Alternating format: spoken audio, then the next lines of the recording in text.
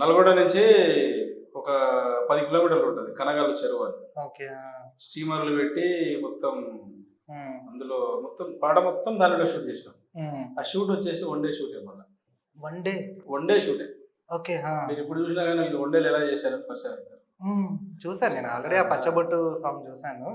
చూసినప్పుడు కానీ 1 డేలో మాక్సిమం మన సాంగ్స్ అన్ని 1 డేనే.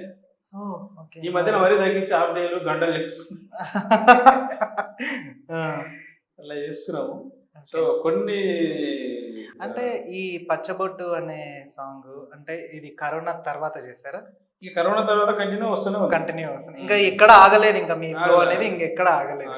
అంటే ఇప్పుడు మీరు చేసిన ఈ పాటకు కానీ, మీ ఫస్ట్ పాటకు కానీ, తర్వాత ఈ పాటకు కానీ, వీటన్నిటికన్నా మారు మోగిన పాట ఇప్పటిదాకా ట్రెండింగ్ లో అంటే ఇప్పటికి కూడా వింటున్న పాట ఏంటంటే సిలకో పాట. అసలు ఆ పాట విన్నప్పుడు ఒక ఎంతటి వాడికైనా సరే కానీ ఒక ఊపు వస్తుంది. అందులో యాక్టరు మీరే, లిరిక్ రైటరు మీరే, సింగరు మీరే, ఆ తర్వాత డైరెక్షన్ ది కూడా మీరేనా?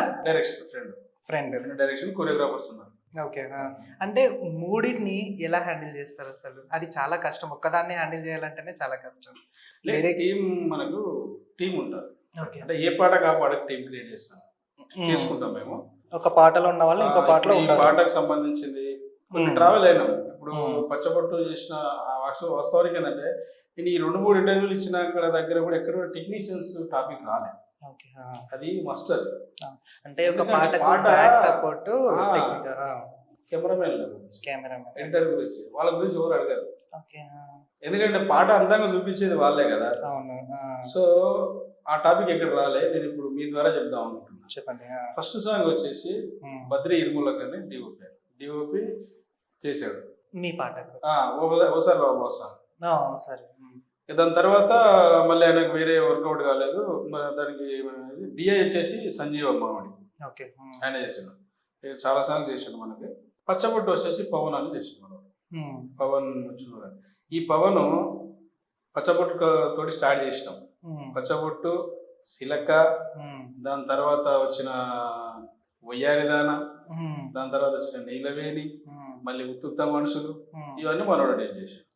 ఈ మధ్య మధ్యలో మళ్ళీ బద్రిని మళ్ళీ ఒకసారి చిన్నోడ సాంగ్ వినిపించినాం. దాని తర్వాత సిలక 2 విషయానికి వచ్చేవరకు వీళ్ళంతా వీళ్ళ పనుల బిజీ అయిపోయారు. సిలక 2కి మన సురేష్ సూర్య అని డిఓపి మనోడు ఏది నువ్వు రాయి రెండు శిల్పి సాంగ్ కదా. నువ్వు రాయి నేను శిల్పి చెక్కుతున్నంత ఆ పాట డైరెక్టర్ ఎడిటర్ 3 మనోడు 3. సో దాని తర్వాత మళ్ళీ డివోషనల్ సాంగ్స్ వచ్చేసరికి మన మనీ దుర్గమ్మ సాంగ్ మొన్న ఈసారి బాగా వైరల్ అయింది. ఆ దుర్గమ్మ సాంగ్ మనీ, దుర్గమ్మ, అయ్యప్ప, తర్వాత మొన్న ఉత్తుత్త మనుషులు సెకండ్ పార్ట్. సో కంటిన్యూగా మళ్ళీ ఇప్పుడు కూడా ఉన్నాయి. మనకి ఏంటంటే వీళ్ళంతా సపోర్ట్ చేసారు. వీళ్ళు ఆ కెమెరా రిస్క్ తీసుకోవడం వల్లనే అదంతా షార్ట్స్ మంచిగా రావడం జరుగుతుంది. సో ఈ టాపిక్ ఎక్కడ రాలే. సో నేను అనుకున్నది ఏంటంటే చాలా మంది చెప్పారు కూడా కొంతమంది వాళ్ళు అడిగారు ఫస్ట్. ఎందుకంటే టెక్నీషియన్ బిహైండ్ స్క్రీన్ తోటి ఎవరికి అవసరం. ఎవరైతే బయట కనిపిస్తారో వాళ్ళతో అవసరం. సో నాకు మీ టీవీ ఈ ఛానల్ ద్వారా నేను చెప్పాను.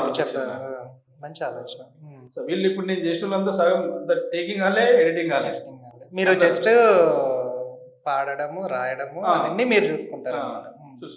మ్యూజిక్ అన్ని సాంగ్స్ కు మ్యూజిక్ రమేష్ కుడిమిల్ల ఒకటే పర్సన్ ఇప్పటిదాకా ఒకే ఒక సాంగ్ కు వేరే అతనితో చేయించిన, మిగతా ఆయన